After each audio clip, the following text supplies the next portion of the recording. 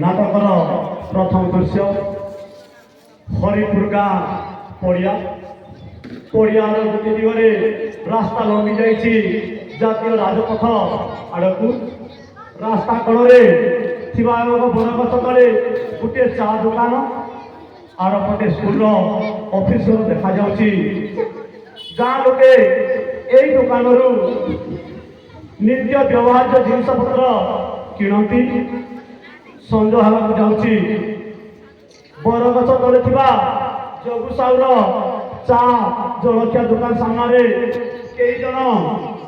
ग्राहक बसी चा पीउछंती जगु साहू कोईला आंच पर बसी तेल कड़े बरा छाणुची दुकान बाहर बसी 12-13 वर्षर पिलाटे अईठा बासन होता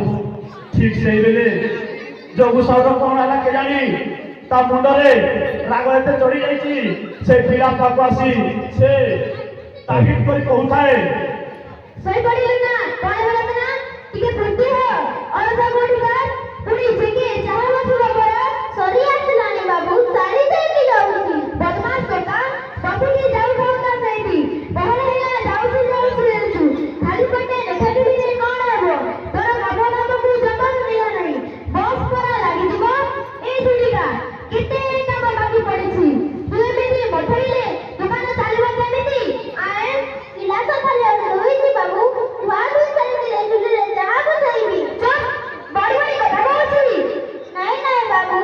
बस लागि बाबू सब काम खाई लेबी मते आज टिके चंचल छाड़ी दे बाबू चंचल छाड़ी देबी काहे की कोन गतरे तुम लगे दिबुगी नहीं बाबू मो बापा तो बोला नहीं जानि दिन हबो से जरने पड़िछि मु बोले ना कोन कि आरासी खाइबा को देबी डॉक्टर खानारू औषध आनिली मु सकाले आसिला से पंथा गळे सईथिला औषध ते देई पानी कोन करथिबो कि जाने हेबे तुई गोहते जर देउछु पेट तले बिना देई पाछु कंठा कोनी कोनी का खाली घरक पड़े मानो मानो मागणे गले तते तू बसली नहीं बाबू तुम्हें जा कहबो करबी हेला आज टिके सहला न गले पुनी गोपरे कथा जित चिना मते देखछु ए बदला करी बेटी बदबक गले तो भयंकरी मारी देबी सेई बदला करले अरे कोन बोली पाइलु की बोले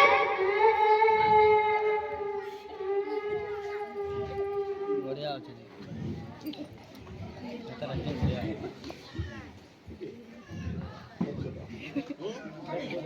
এমন দরকার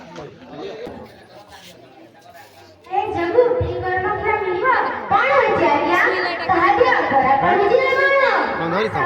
मधुबन माता पिलाटे किना अत्यंत बीमार पड़िछि ए बिचारा जमार होलाने एटी चिकित्सा चलिछि किंतु जेमिते हेले काइला बाबा को डकाए किना को बड़ा डॉक्टर कला को बतेबा कहबो सारे તમે બદલાટી રખો અતરે લક્ષણ કે હત્યા को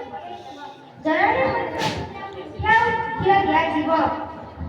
सावे के काटियो पर जणा काउछि की काउछि सेठी से किछि नहीं आज्ञा आपण जानू ए टका हाते पठेई देबी अरे की सेठी जावछ मोरे केमति काउछ काई कोन हला तो